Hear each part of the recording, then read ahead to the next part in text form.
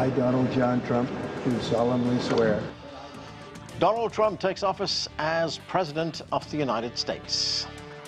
Hello, I'm Anand Naidu, and this is The Heat.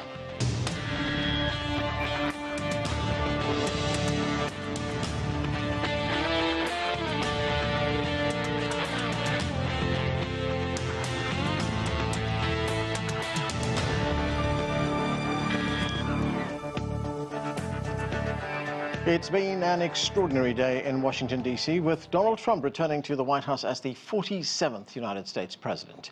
He was sworn in during a ceremony that took place inside the Capitol building due to frigid weather conditions.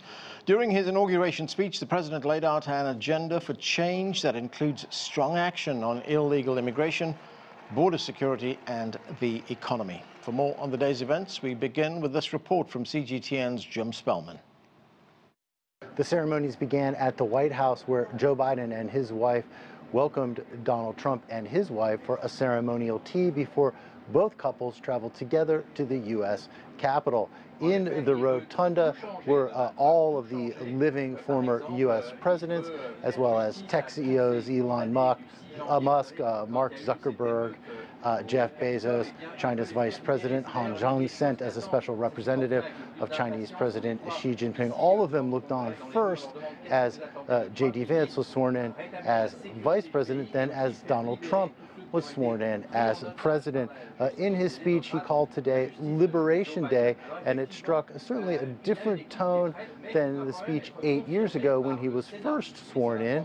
During that speech, he spoke of American carnage. Listen to a little bit of today's speech. From this day forward, our country will flourish and be respected again all over the world. We will be the envy of every nation, and we will not allow ourselves to be taken advantage of any longer. During every single day of the Trump administration, I will very simply put America first. By the end of the day, Donald Trump is expected to have signed about 100 executive orders. They will address issues like immigration, where he's expected to declare a national emergency at the U.S. border with Mexico. We expect for him to push for mass deportations and call for an end to birthright citizenship. We also expect executive orders on energy production. As Donald Trump put it in his speech, he will call for drill, baby drill, as his policy towards energy creation, calling for an increase in drilling for oil and natural gas. What we don't expect to happen on the first day of his presidency is for new tariffs to go into place. The president and his new White House staff deciding instead to study the issue before moving forward with new tariffs. Jim Spellman, CGTN, Washington. There is much to talk about, so let's get to it. Joining us now is Frank Sesno. He is professor with the School of Media and Public Affairs at George Washington University, and he's a former CNN Washington bureau chief. Also with us is Eric Bolling. He is a New York Times best-selling author and host of Bolling Show and Podcast. With us too is Imani. She is Associate Professor of Digital Storytelling at George Washington University. And joining me right here in the studio is political analyst and commentator Jaden Smith. Right here. Thanks to all of you for joining us. Frank, let me start with you. Another extraordinary day, as I said, for U.S. politics and for the country as well. How would you sum it up? Donald Trump is back in the White House.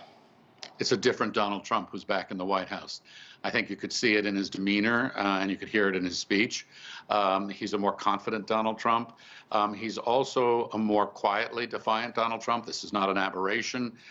He was elected with a clear electoral college majority.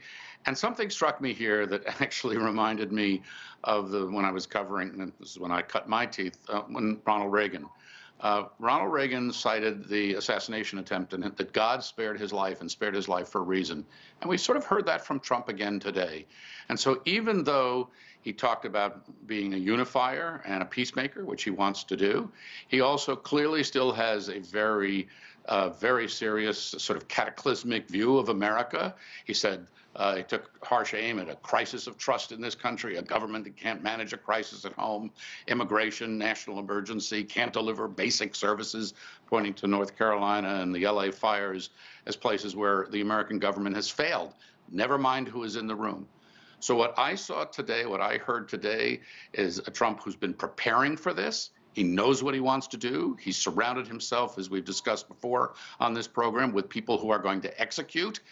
And as he said in that speech, it begins now. Frank, as you say, he knows what he wants to do, and he addressed what you call the crisis of trust, etc. But is he going to overcome one of the biggest challenges this country has, and that is unity, bringing the country together? We've seen the divisions. That's a very hard thing to overcome at this point, and that was not top of his list. Maybe Barack Obama cited that, and he didn't overcome it either. Presidents use these inaugurals to call for unity, but then they go and they govern, and governing tends to be divisive. Donald Trump is a divisive, polarizing figure. Those are the poll numbers that he's got coming into office with him. But he knows what he wants to do. There's no secret about this. Donald Trump may be the best known president on Inauguration Day that we've seen because of what we've been through. But I do not think that, there are already challenges in the courts. There are challenges elsewhere. They're not the same as they were in 2016. It's not the kind of outrage, hair on fire, people in the streets. So how this takes shape and where there are going to be coalitions that form, because there's some indications that there could be bipartisanship, hard to imagine, but there could be around certain parts of the immigration issue. We will see. It depends, too, on how he proceeds. But he will brook little dissent in his own party, never mind in the other party. He feels confident and firmly in charge. And that's the role, that's what he looked like in that speech today, and that's how he intends to govern. Eric Bolling, after all the hurdles that Donald Trump has faced over the past 4 years, most of them legal, but he also faced 2 assassination attempts. Does his return qualify as one of the biggest political comebacks, as we hear it sometimes being termed? No, I agree with Frank on a lot of those things. Donald Trump is also a disruptor, and that's what he got elected on the first time. The first time he was going to be the guy who wasn't a politician who came in. I think he's a very savvy politician now.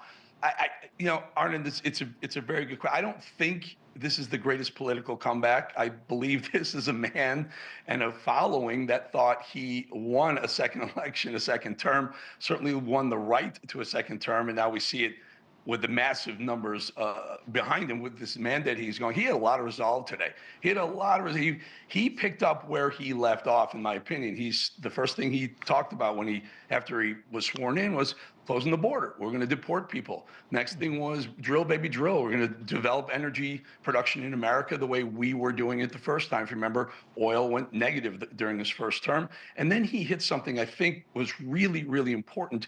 He went into the cultural aspects of what he handed over to President Biden, and the country that Biden took, the ideology took over, swung so far left, so far liberal, too far in a lot of minds, and I believe in the independent voters' minds in America.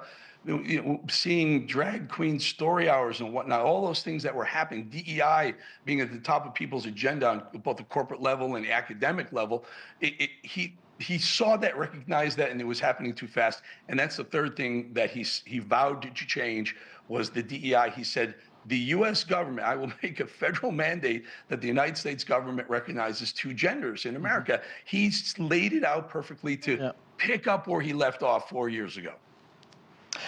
Imani, cheers. Let's get to President Trump's inauguration speech and to something that Eric just spoke about a minute ago, and that is immigration, specifically the southern border. Let's listen to some of what he had to say. First, I will declare a national emergency at our southern border. All illegal entry will immediately be halted, and we will begin the process of returning millions and millions of criminal aliens back to the places from which they came.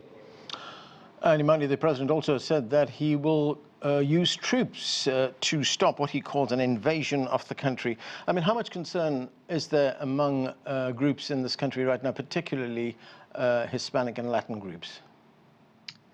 Well, I believe that we should believe what Donald Trump said, as Eric and my colleague Frank have even mentioned in terms of agendas that we have set up. I really wish those agendas were less focused on things like people's, desired not only sexual preferences or, something like drag shows and book hours. And it would be focused on something like, sensible gun laws. I would love to see that. And so I think that going in line with addressing crime, that it is going to be, as he just said, he is going to spend the next 90 days fulfilling campaign promises. And one of them is absolutely the deportation of what he views as, criminals in this country. And no one disagrees that that is a quote unquote bad thing, but it is alarming. It is alarming for individuals who are going to get swept up in this mass 11 million plus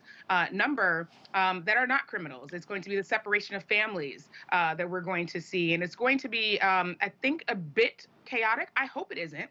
I will actually, be the first to say that I am rooting Donald Trump's policies on. I want to see him succeed in many instances, not necessarily drill, baby, drill. I am I am very concerned about sort of the impact on, climate change agenda and where we are going backwards as it comes to addressing major climate change in this country and, of course, globally. And so that is a big fear. But as we see with immigration, he's going to do exactly what he promised to do. And the question is, how much is it going to cost? And how effective is it going to be when it comes to really reducing crime? And I really wish they would also focus on, sensible gun laws in this country. I'd love to see that a priority. Right, okay, let's bring it to the studio, to Jaden. Jaden, you are dressed up. Thanks for dressing up for the show. It's a first. You're welcome.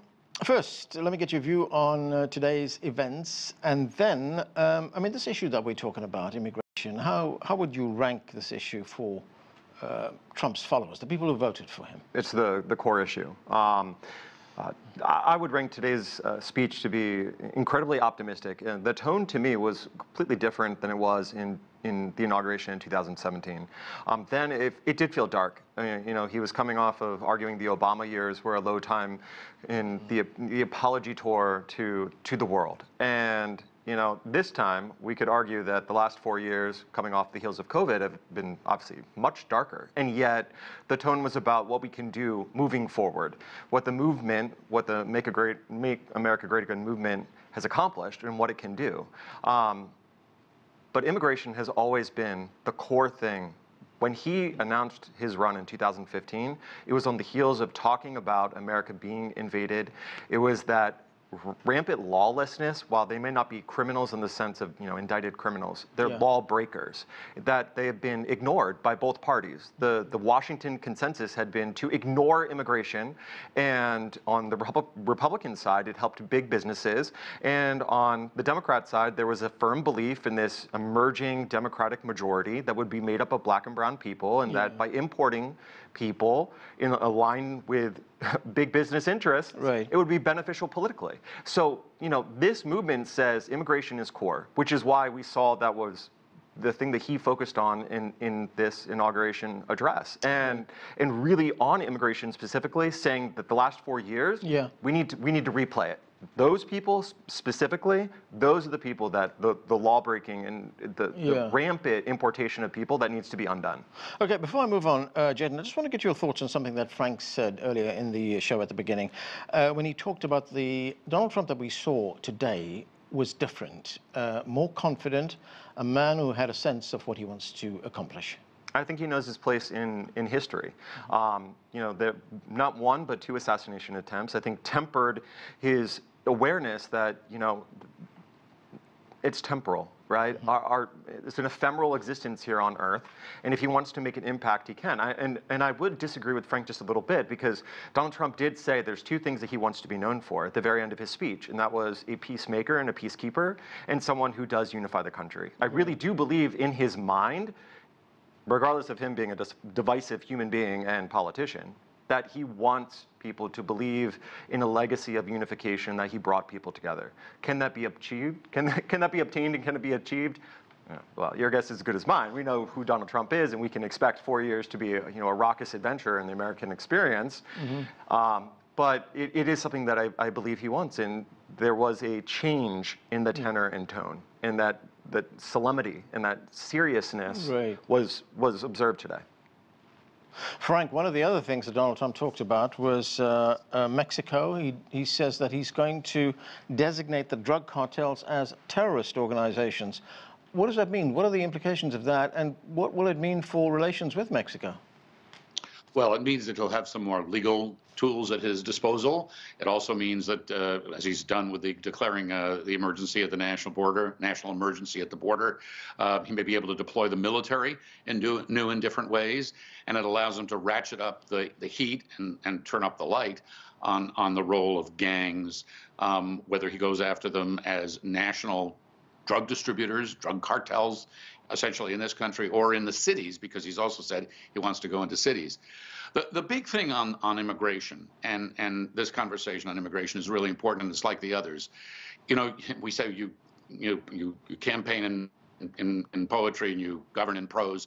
You campaign in big statements and you govern in the details, in the weeds. What does it mean? Who do you round up? What does it look like? What are the effects? There are very complicated issues here that are going to play out, and they're going to play out politically, and they're going to play out in the court of public opinion too. How are people rounded up? What's the impact on the job market? A lot of people. I was reading something very, very, very good and very recently about the construction industry and how much of the construction industry in this country depends on immigrant labor, and about 23% of it, according to this particular study, of those laborers are undocumented. Yeah. Well, when North Carolina and Los Angeles are trying to rebuild, and we have a housing shortage, what is the impact? So whether it's on the cartels or anything else, the details here are going to determine how quickly, how successfully Donald Trump can move, and what the public and political reaction is. Eric, on that point of migrants who are in this country, as Frank points out, they play a key role in key sectors of the economy, like hospitality, like construction, like agriculture. Is Donald Trump aware that if he enforces this threat, if he carries out this threat to deport millions of migrants, then he runs the risk of the economy collapsing?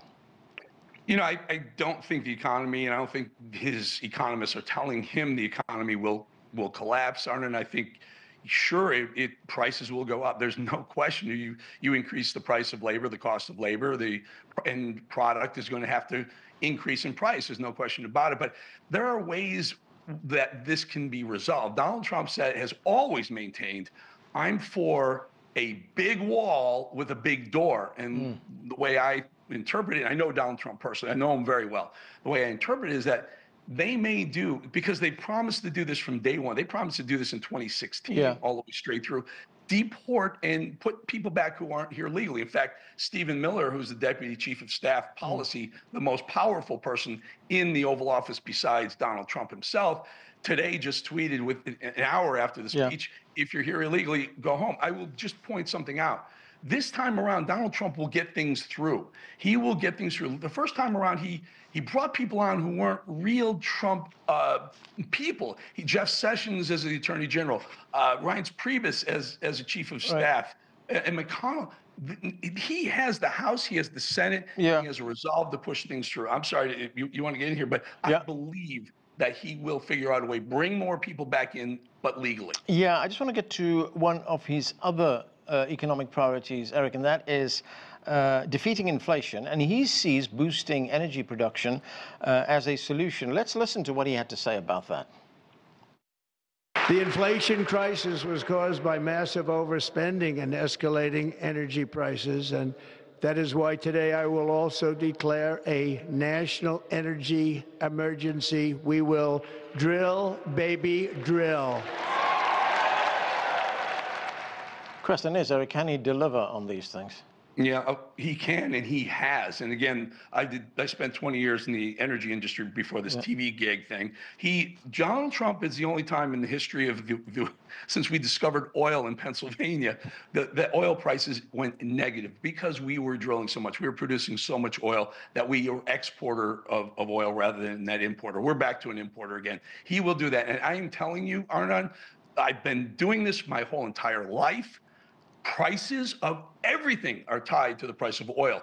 Toilet paper is tied to the price of oil. Every single product on the planet has some sort of oil DNA to it. And bring that price down, the oil price down, inflation will come down. Okay. Imani, Monday is Martin Luther King Day Martin Luther King Jr. Day in the United States. Trump did reference that in his speech, reaching out to working with Black and Hispanic communities, saying that he looks forward to working with them. What are your expectations? And we should also remember that he did expand his share of the Black vote in the last election. Yes. He did. 92% of Black women did not vote for Donald Trump, but you are absolutely correct. There was an increase and an uptick amongst all demographics. So yes, I think for me, there's a quote in particular that I found very compelling to remind myself of today, and that is, these are revolutionary times. Our only hope today lies in our ability to recapture the revolutionary spirit and go out into a sometimes hostile world, declaring eternal opposition to poverty, racism, and militarism. And that is from Dr. Martin Luther King Jr. that he wrote in Beyond Vietnam, A Time to Break Silence. And when I look at the way in which we are continuing in this country, not only our foreign policy, but our domestic policy, the way in which there is a clear crackdown on everything from the attempts, DEI, somehow, diversity, equity, and inclusion, those three pillars have somehow become villainized, and they have reversed. And now people are claiming reverse racism and choosing not to acknowledge, the history, the actual history of not only the founding of this nation, but the ways in which communities have been excluded from opportunities. And so I do hope, again, as I said in my comments at the beginning of the show, I am 100% rooting for Donald Trump to be successful. And I know, because it relies on my community, myself, are going to be impacted. He is now the commander-in-chief. So regardless, I am hoping that, of course, his policies, I'm looking at his cabinet choices. It doesn't look as diverse as I would like it to be. We don't see too many the people of color in particular in major positions of influence. So we'll see what happens. But at the end of the day, again, his success does obviously trickle down to Black and brown communities. Okay, Jaden, something else that many people are talking about, and that is, Democrats are worried that Trump will go after his political enemies, seek retribution. In fact, he said the scales of justice will be rebalanced. What do you see happening? Oh, I think this is so ironic, right? We have, President Trump, who is a convicted felon, as Democrats love to use as a talking point, because the previous administration utilized the Justice Department to prosecute their political opponent. I think we saw in the testimony of Pam Bondi for Attorney General that when she was pressed on this, she herself said, that is what we're seeking to reverse. We're seeking to reverse this perverse incentive of the Justice Department to go after political opponents. It's entirely different, and especially now that we have these very specious pardons of many of the members of the January 6th committee and family members, et cetera, and General Miley and Fauci for Congress to investigate and find if any wrongdoing or perjury or any such things have occurred. If someone has done wrong, then they should face justice. If someone is innocent, then we should not go looking for a crime. And I really do believe, the president having been someone that was essentially a recipient of that kind of justice system, that he is going to move forward rather with the Justice Department on what they can do and what they ought to be doing than kind of navel-gazing back into the last 4 years. Yeah. Frank, what are your thoughts on these pardons that were granted by former President Biden in the final hours of his presidency? As Jaden pointed out, he pardoned Dr. Anthony Fauci, the former Congresswoman Liz Cheney, who was part of the January 6th committee. He pardoned his entire family, well, his immediate family. They're not going to win him any brownie points on the way out. Not that it matters at this point. The country has spoken, and he leaves, to his chagrin, a very unpopular president. He calculated the risk. I mean, and I think he stated this fairly explicitly in the statement he put out. that these people didn't do anything wrong in Biden's view, but the cost and the disruption, if the Trump administration came after them, justified the pardons. But what they will do is leave a cloud over all of these individuals. Yeah. That was one of the arguments going into this, to not pardon them. And some people actually made public statements: don't pardon us, because that's what this will do. But as I say, I think as one of his final gestures, this will be one of the things, at least in contemporary history and in the moment, contemporaneous sense of things, people will remember, and it will leave a sour taste. Eric, let's turn very briefly to foreign policy issues, some of which the president addressed. I mean, as we heard earlier on, he wants to be the president that brings people together. He says he wants to bring unity in the world. He wants to stop all wars. I mean, his team was already responsible in large part for the ceasefire that we see in Gaza right now. Will Trump be the peacemaker on the international stage? There's no question about it. And thank you, Arnold, for recognizing that. Joe Biden wanted to take credit for it, and Trump very, let's say diplomatically, told the people watching, the billions of people watching today, that he had a large role in getting those hostages. Here's what that was for me. That was the perfect metaphor. Yeah. Donald Trump is the Ronald Reagan of modern day Ronald Reagan, taking over from a very unpopular president who drove the economy into the ground. Reagan took over for Carter. Hostages after 444 days were released on Inauguration Day. Trump takes over for Biden. Hostages are released after 466 days the day prior. So very much, I believe Trump will go down, assuming nothing changes over the next 4, as a Reagan-esque president with that much popularity. Okay. All right, Frank, I know you disagree with a lot of what Eric Bolling was saying. I've got 20 seconds. Go ahead. 20 seconds. When Reagan did his second inaugural, he described the American song as hopeful, big-hearted, idealistic, daring, decent, and fair. Those were his words. One of the things that Reagan brought, Eric, to the conversation was the sense of optimism.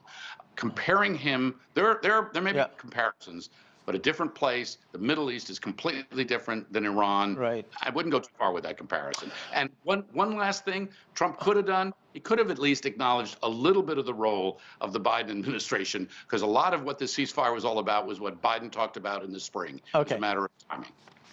Well, that's where we have to leave it. Thanks to all of you for being with us. Jaden, enjoy the Bulls tonight. That's it for this edition of The Heat. I'm Anand Naidu in Washington, D.C.